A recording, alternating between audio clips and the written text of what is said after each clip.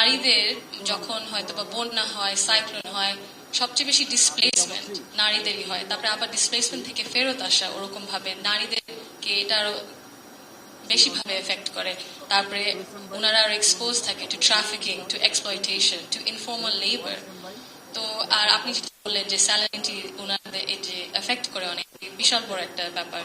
তো এই দিক থেকে অনেক ইন্ডিজিনাস কমিউনিটিজ আছে, বহু বছর ধরে, বহু যুগ ধরে ওনারা করে এসেছেন কাজ এই ক্লাইমেট চেঞ্জের দিক দিয়ে কিভাবে অ্যাডাপ্টেবল হতে।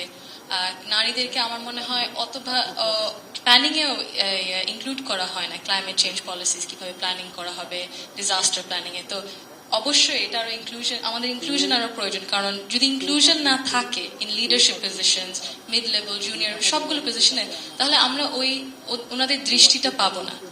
নারী হোক, না হলে আদিবাসী হোক, যে কোনো ধর্মেরই হোক, আমাদের এই রিপ্রেজেন্টেশনটা প্রয়োজন।